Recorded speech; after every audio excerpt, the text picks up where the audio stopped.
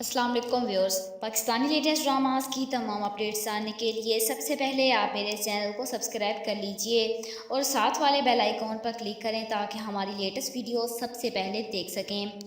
Drama serial अब देख खुदा क्या करता है कि नेक्स्ट एपिसोड में आप लोग देखेंगे कि जाने आलम हमाद से पूछता है कि तुम इरम से कितनी मोहब्बत करते हो।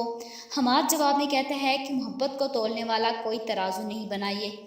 दूसरी तरफ आप लोग देखेंगे कि इरम की मायूसी दिन ब दिन बढ़ती जा रही है और वो खुद को एक लाश समझने लगी है और घर वालों से कहती है कि मैयत को जितनी जल्दी हो सके दफना देना चाहिए। आप लोगों को मेरी बात समझ क्यों नहीं आ रही? और चिल्ला चिल्ला कर अपने साथ हुए हादसे के बारे में बताती है कि इरम दुबई में मर चुकी है। आगे आप लोग देखेंगे कि हमाद का जहनी तवाज़न ठीक नहीं, इसी वजह से उसे मेंटल हॉस्पिटल भेज दिया जाता है।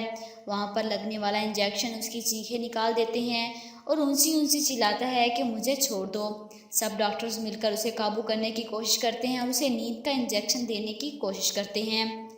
अगले सीन में आप लोग देखेंगे कि हमाद को एक गाड़ी में से बाहर फेंक दिया गया। वो इरम से मिलने उसके घर आ जाता है और बारिश की वजह से लाइट बंद होती है।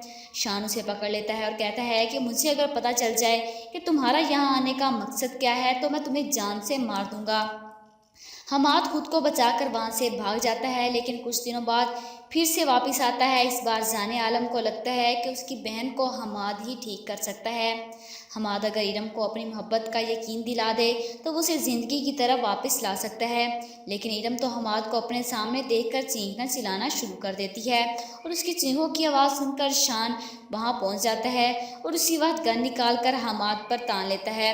लेकिन उसके सामने जाने आलम आ जाता है और शान से कहता है कि शान पागल मत बनो, क्या कर रहे हो? इस पर शान आलम जवाब देता है कि वही जो मुझे बहुत पहले कर लेना चाहिए था।